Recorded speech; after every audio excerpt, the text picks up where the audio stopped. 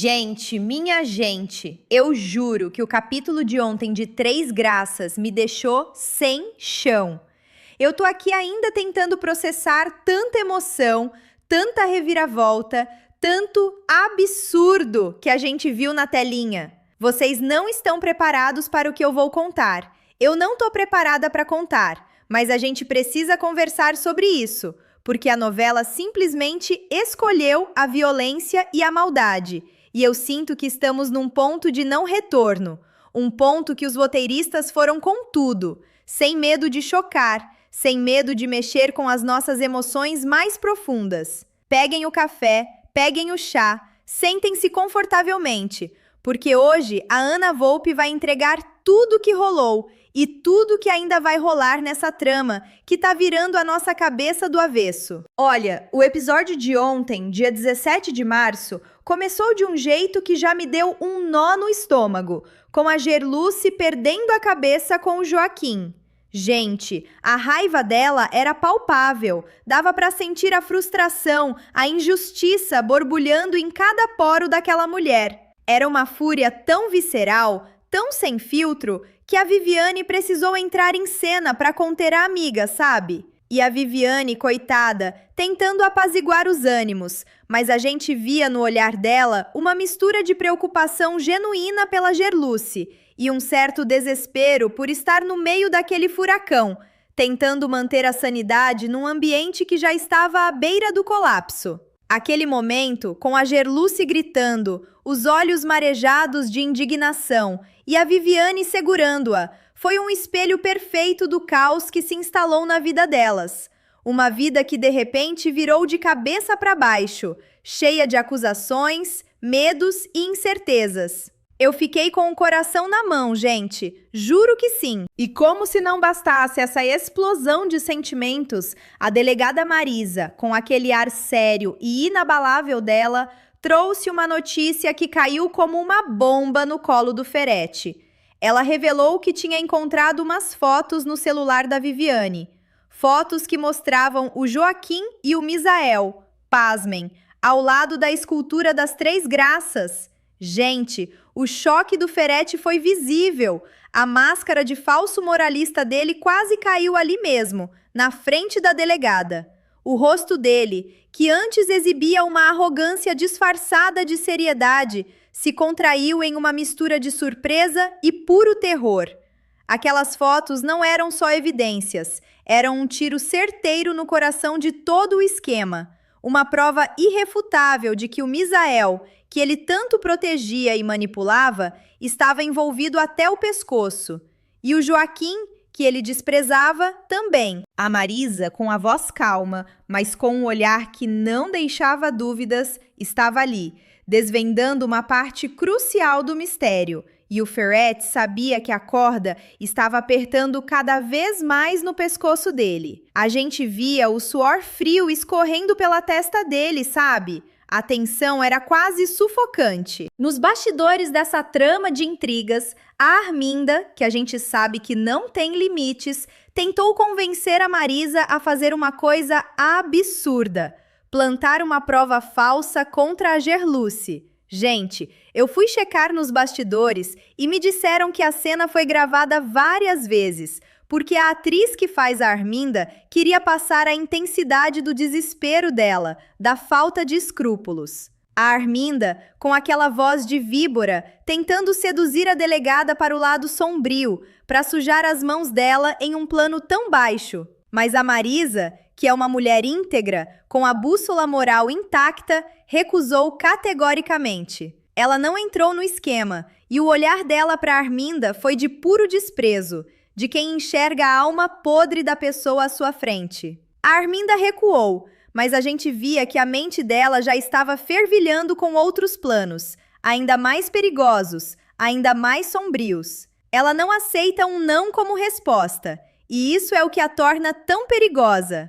E foi nesse momento de desespero, de falta total de limites, que o Ferretti e a Arminda, juntos, ultrapassaram todas as barreiras da humanidade. Eu juro que quando eu vi essa cena, meu coração acelerou de uma forma que vocês não fazem ideia. Eles, com a frieza de quem não tem alma, ordenaram que o Vicente, aquele capanga deles, matasse o Paulinho e a Gerluce. Gente, matar! Vocês têm noção da gravidade disso? Eles sentados numa mesa, talvez num café luxuoso, com um ar de quem está pedindo um prato no restaurante, mas na verdade estavam decretando a sentença de morte de 2 pessoas. O olhar que eles trocaram foi de puro conluio, de cumplicidade no mal. A Arminda, com um sorriso de escárnio nos lábios finos, e o Ferete, com a voz baixa e calculista, dando as instruções. Era o ápice da vilania, o ponto sem volta. Dali pra frente, não tem mais redenção para esses dois. Não tem como a gente torcer por eles. Nunca mais. Eu fiquei sem chão, pensando em como a vida desses personagens é frágil nas mãos de pessoas tão cruéis. Enquanto isso, sem imaginar a ameaça iminente que pairava sobre suas cabeças, a Gerluce, com uma determinação que a gente só vê nos heróis de novela, conseguiu recuperar o dinheiro que estava escondido dentro da escultura. Gente, o alívio dela ao encontrar aquela bolada foi visível, mas vinha misturado com um receio, um medo de ser pega. Ela escondeu o dinheiro em sua própria casa, num lugar que só ela sabe, claro. A cena dela, com o dinheiro nas mãos, com a expressão de quem acabou de ganhar uma batalha, mas sabe que a guerra ainda está longe de acabar, foi poderosa. Ela é uma sobrevivente, e aquele dinheiro, de alguma forma, representa a sua chance de virar o jogo, de lutar por justiça e pela sua própria vida. Mas o perigo, gente, o perigo estava à espreita. O Vicente, aquele lobo em pele de cordeiro, já estava observando o Paulinho e a Gerluce de perto, aguardando o momento perfeito para executar a ordem macabra dos seus patrões. A câmera focava nele, os olhos dele, frios, calculistas, como os de um predador esperando a presa. Era uma cena que gelava a espinha. A gente sabia que algo terrível estava por vir. Paralelamente a todo esse drama de vida ou morte, a trama se desenrolava na exposição de Bagdá. Ele, o mestre dos disfarces, o homem que se move nas sombras, se vestiu de garçom para circular entre os convidados sem levantar absolutamente nenhuma suspeita. Que atuação, gente! Ele conseguia ser invisível e presente ao mesmo tempo, absorvendo cada conversa, cada gesto, cada tensão no ar. A elegância dele, mesmo disfarçado, era notável, e o olhar dele, sempre atento, sempre buscando algo, nos deixava curiosos. O que ele estava procurando? Quem ele estava observando? As perguntas se acumulavam na nossa cabeça, enquanto a gente o via se mover silenciosamente, um fantasma no meio de uma multidão de pessoas importantes e cheias de segredos. E no meio de todo esse perigo iminente, de toda essa escuridão, o Paulinho, com aquela ingenuidade e aquele coração enorme, preparou uma surpresa romântica para a Gerluce. Ah, gente, meu coração se derreteu nessa cena. Aquele romance que parecia tão improvável no início, resistindo bravamente a todas as adversidades. Era um raio de sol em meio à tempestade, um lembrete de que o amor verdadeiro pode florescer mesmo nos solos mais áridos. A expressão de Gerluce ao receber a surpresa, a alegria genuína que iluminou o rosto dela por um breve momento, foi um respiro pra gente, um alívio em meio a tanta tensão. Mas a gente sabe que na novela, a felicidade dura pouco, né? E a ameaça de Vicente ainda pairava sobre eles como uma nuvem negra. Um dos momentos mais dramáticos, e eu diria que o de maior impacto emocional de todo o capítulo, ocorreu na vernissage. O Casper, com um ar de quem está prestes a fazer história, surpreendeu a todos os presentes, incluindo os figurões João Rubens, Juquinha, Rogério, Ferete e Arminda. Ele revelou a escultura original das Três Graças diante de todo o público. Gente, eu juro que a minha boca foi no chão. A sala, que antes estava cheia de burburinho e conversas elegantes, mergulhou num silêncio absoluto. Depois veio o caos.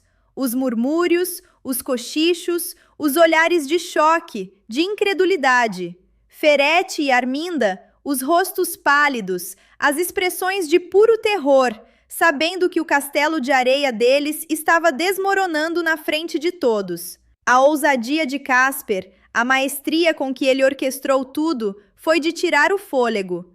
Era como se ele fosse um maestro, regendo uma sinfonia de revelações e vingança. A escultura, gente, não era só um objeto, era o centro de toda a trama, o catalisador de todo o mal e agora a chave para a justiça. E como se não bastasse essa bomba, o Rogério, com a ajuda da advogada Zenilda, conseguiu uma liminar na justiça que o autorizava a reassumir imediatamente a presidência da fundação. Aquele homem que foi injustiçado, humilhado, ele voltou com tudo, com a lei a seu favor. Ele assumiu o comando com uma dignidade e uma força que fizeram a gente aplaudir da sala de casa. E o melhor, ele expulsou o Ferete. Ah, gente, a cena da humilhação do Ferete foi um bálsamo. Ele foi vaiado, teve que sair de cabeça baixa, o rosto vermelho de vergonha e raiva. O Rogério, por sua vez, sentou na cadeira da presidência, um gesto simbólico e definitivo que deixou claro quem estava no comando. A Zenilda, com aquele ar de quem sabe o que faz, reforçou que a decisão judicial garantia o direito de Rogério de reassumir imediatamente, mas também abria espaço para a nova gestão tomar providências urgentes para reorganizar a administração. Era a virada do jogo, a justiça começando a prevalecer e a gente, claro, vibrando com cada segundo. Em um momento de grande tensão na delegacia, o Misael reagiu furiosamente ao ter seu segredo exposto. Gente, ele estava lá, tentando se manter firme, mas quando Joaquim falou alto, na frente de outras pessoas, sobre o envolvimento deles, o Misael simplesmente explodiu. A raiva dele era uma mistura de vergonha, medo e uma pontinha de traição. Ele questionou o Joaquim, visivelmente alterado, com a voz embargada pela fúria, sobre o motivo de ter falado em voz alta. O Joaquim, coitado, tentou se justificar, alegando que estava sob pressão, que não aguentava mais viver com medo da polícia, com a corda no pescoço. A discussão entre os dois cresceu e o Misael, pela primeira vez, demonstrou ansiedade, um pânico real. A gente viu a real dimensão do problema em que ele se meteu, a vulnerabilidade dele sendo exposta. E o Paulinho, gente, o Paulinho estava ali, quietinho, ouvindo toda a conversa em silêncio, absorvendo cada detalhe, cada palavra, cada tremor na voz dos dois. O que será que ele vai fazer com essa informação? O que passa na cabeça de um jovem que, do nada, se vê no centro de uma teia de crimes e segredos? Gente, quando eu trabalhava com roteiros, a gente aprendia que cada cena precisa ter um propósito, um motivo para estar ali, sabe? E o capítulo de ontem, de Três Graças, foi um primor nesse sentido. Os roteiristas estavam pensando em construir um clímax, em apertar o nó da trama de uma forma que a gente não conseguisse desgrudar os olhos da tela.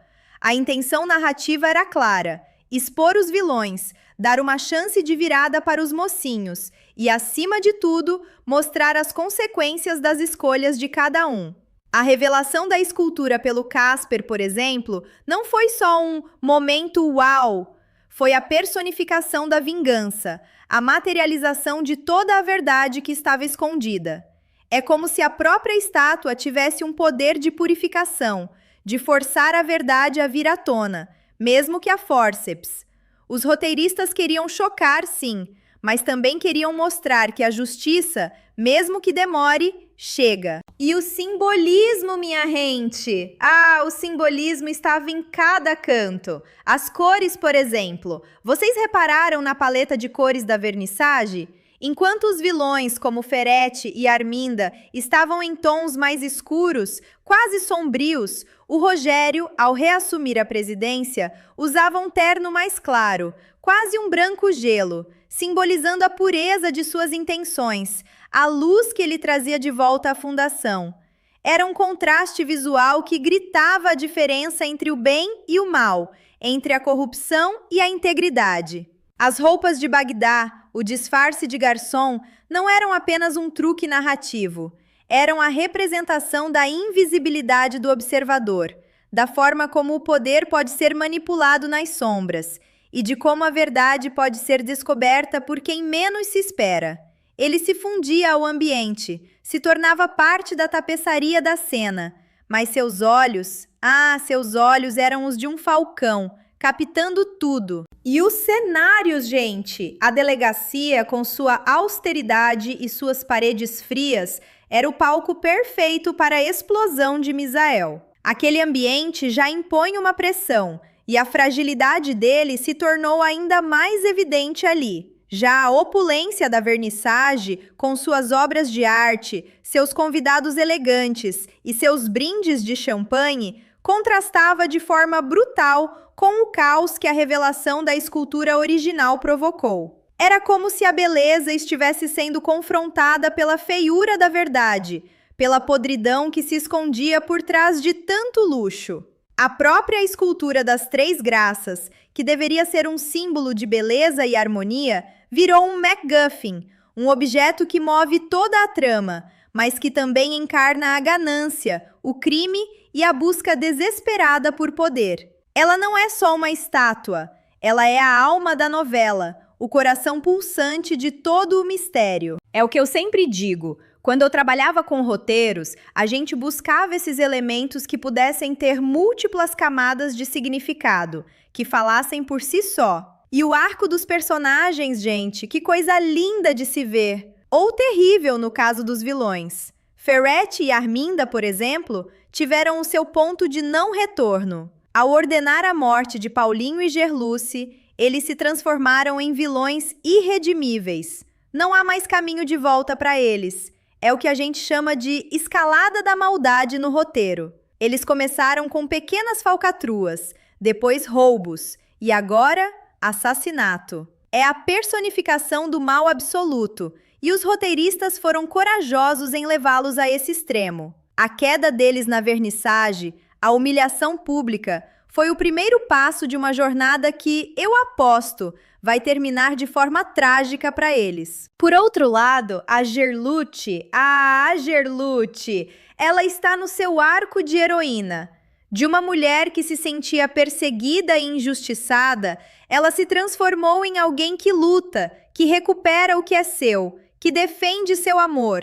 O dinheiro que ela recuperou não é só dinheiro, é a sua autonomia, a sua força. Ela não é mais uma vítima passiva, ela é uma força ativa na trama. E o Paulinho, gente? Ele, com a sua doçura, com a sua capacidade de amar, mas agora como ouvinte silencioso na delegacia, está prestes a ter uma virada em seu arco. Ele vai ter que deixar a ingenuidade de lado e se tornar mais ativo na luta. Ele ouviu demais, viu demais e agora não pode mais ignorar. O amor dele por Gerluce vai ser testado e ele vai ter que decidir de que lado da guerra ele quer lutar. Rogério, então, nem se fala. Ele voltou triunfante, com a liminar nas mãos, com a dignidade restaurada. O arco dele é o do herói que cai e se levanta mais forte, que prova sua inocência e retoma seu lugar de direito. E o Casper, gente, esse homem misterioso. O arco dele é o do justiceiro, do grande orquestrador que move as peças do tabuleiro. Ele é a sombra que traz a luz, o enigma que desvenda os mistérios. A gente ainda não sabe tudo sobre ele, mas ele é crucial para a resolução dessa teia. E o Misael, coitado, pela primeira vez a gente viu a máscara dele cair. O arco dele é o da exposição da vulnerabilidade, da humanização de um personagem que parecia intocável. Ele se meteu numa enrascada muito maior do que imaginava, e agora o pânico é real. A gente, roteirista, sabe que a construção de um personagem não é só sobre o que ele faz,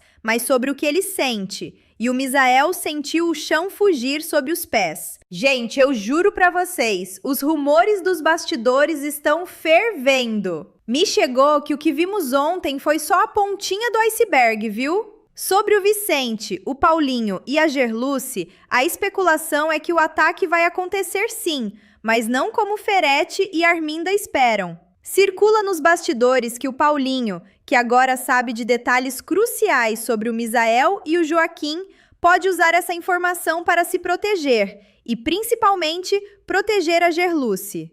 Imaginem a cena: Vicente, o assassino, se aproximando e Paulinho, com um olhar que não é mais de menino, confrontando-o com uma verdade que pode desestabilizar todo o plano.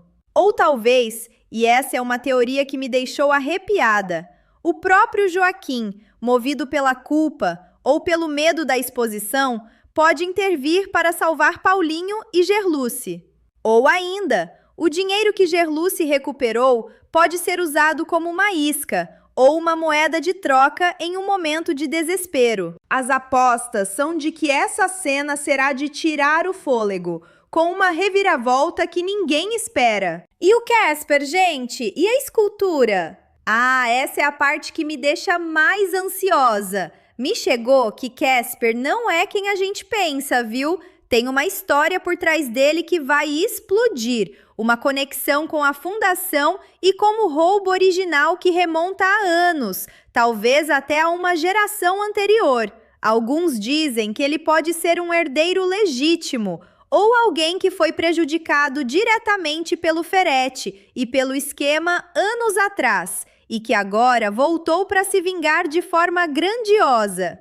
A ousadia dele em expor a escultura original na vernissage não foi apenas um ato de coragem, foi um golpe de mestre calculado. A teoria mais forte nos bastidores é que ele não agiu sozinho, ele tem uma rede de contatos, talvez até dentro da própria fundação ou da polícia, que o ajudou a orquestrar tudo isso. E o que ele vai fazer com a escultura agora que a revelou? Será que ele vai doá-la para um museu? Ou ela tem um papel ainda maior, um segredo final a ser desvendado? A tensão é tanta que eu mal consigo esperar para ver. E a batalha entre Rogério e o casal de víboras, Ferete e Arminda. Ah, essa vai esquentar muito. Agora que Ferete foi humilhado publicamente e expulso da fundação, a raiva e o desejo de vingança dele vão atingir níveis estratosféricos. Circula nos bastidores que eles vão tentar usar o Vicente de novo, de uma forma ainda mais cruel e desesperada. Eles perderam o poder, perderam o prestígio, e agora só resta a eles a opção de destruir quem os derrubou. A FOMO é real, gente. Eu fico imaginando as cenas de embate, os planos diabólicos que eles vão tramar nas sombras. Será que eles vão tentar incriminar Rogério de alguma forma? Ou talvez tentar roubar o dinheiro da Gerluce, já que estão sem nada?